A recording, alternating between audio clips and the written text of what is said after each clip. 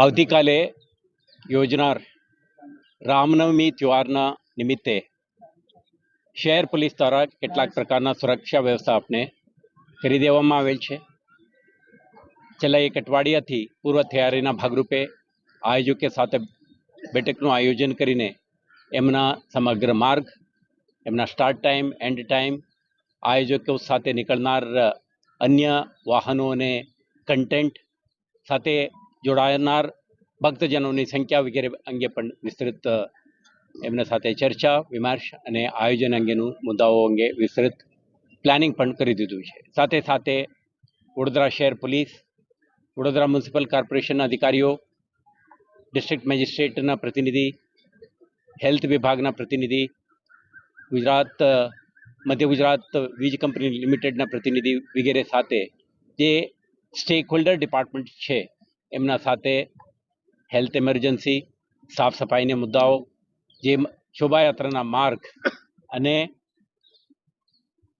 108ની preparedness, સાથે સાથે માર્ગ ઉપર નડતરરૂપ વીજળી કે BSNLના થાંભલા, વાયર વગેરે અંગે પણ આપણે વિસ્તૃત ચર્ચા કરી આવતીકાલના કાર્યક્રમ માટે સમગ્ર શહેરમાં રૂટનું સાફ સફાઈ, પૂર્વ તૈયારી અને કોઈ પણ નિર્વિઘ્ન રીતે સંપન્ન થઈ શકે તે માટેના તમામ તૈયારીઓ કરવા અંગે પણ આપણે ચર્ચા કરી દીધું છે.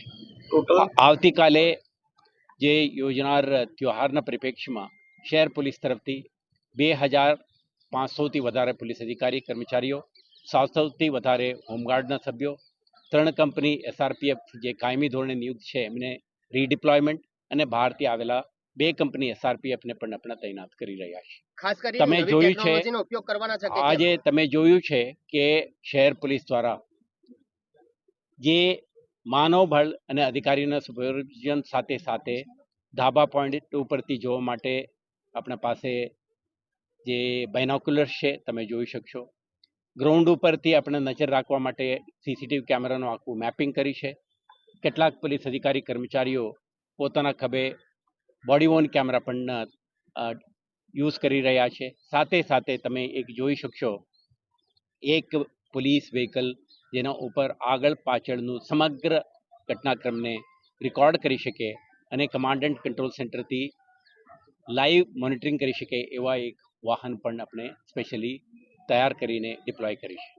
તો શહેર પોલીસ દ્વારા આવતીકાલે યોજનાર કાર્યક્રમમાં ધરતીથી આકાશથી સમગ્ર ઘટનાક્રમ અંગે નજર રાખી શકે અને કોઈ પણ ક્રિમિનલ, એન્ટી સોશિયલ એલિમેન્ટ કે વિઘ્ન સંતોષી માણસોના પ્રવૃત્તિઓ પર નજર રાખી શકે તે પ્રકારનું એક ટેકનોલોજીના માધ્યમથી ઉપયોગથી આપણે તૈયારી પણ કરી ચૂક્યા છીએ.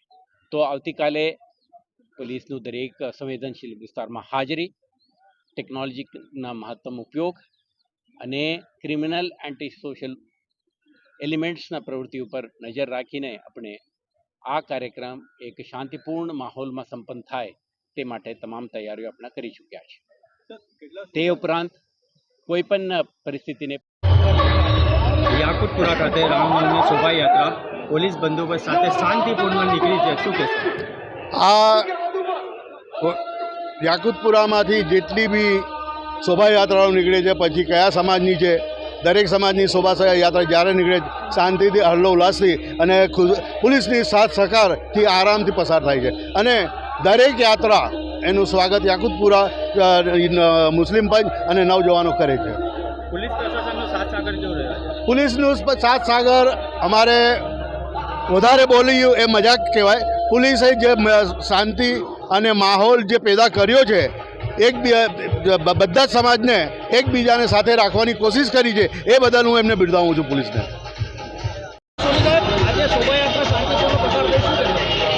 વડોદરા શહેર એ સંસ્કારી નગરી એમને એમ નથી કહેવાતી. દર વર્ષે તહેવારો નીકળે છે, શોભાયાત્રાઓ નીકળે છે, સરઘસો નીકળે છે. પણ તમે એક રિમાર્ક કરજો, 2023થી 2025 સુધી આટલું મોટા વડોદરા શહેરમાં સૌથી વધારે ગુજરાતમાં આ શોભાયાત્રાઓ અને સરઘસો નીકળતા હશે. એક પણ છમકલું થયું નથી. એ કોણે આભારી છે એ આપણે જોવાનું રહ્યું.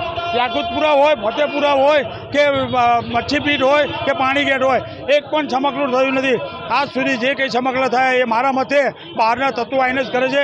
અહીંની યુનિટી અમારી જબરજસ્ત છે કે જે ગુજરાત નહીં પણ હું ઇન્ડિયામાં એનો વખાણ કરું તો ઓછા નથી. કારણ કે આ મિટિંગોના માધ્યમથી અમે એકબીજાને જે સલાહ સૂચનથી ચાલીએ છીએ એ અવિરત છે અને અવિરત રહેશે. હજુ પણ ઘણી બધી આ જયંતીઓ આવવાની છે અને ઘણી બધી શોભાયાત્રાઓ આવશે, પણ હું તમને ગેરંટી આપું છું કે વડોદરા શહેરમાં કંઈ નહીં થાય જ્યાં સુધી આ પબ્લિક છે, જ્યાં સુધી આ યુનિટી છે, જ્યાં સુધી આ મુસ્લિમ બિરાદરો હિન્દુ બિરાદરોની આ જે યુનિટી છે ખરેખર બહુ બિરદાવા લાયક છે. રામનવમીનો તહેવાર અહીંથી આરામપૂર્વક નીકળ્યો. જાહેદ બાપુ અને એમની ટીમે જે એમની શોભાયાત્રાનું સન્માન કર્યું શાલ ઉડાડીને, ખરેખર ખૂબ જ સરાહનીય છે. અને આવી રીતે બધી શોભાયાત્રા નીકળે અને આ રીતે વડોદરા શહેરમાં તહેવારો પાસ થાય એવું હું ઈચ્છું છું અને 100% થશે. એમાં કોઈ બેમત નથી. કે સોની બરોડા એસોસિએશન.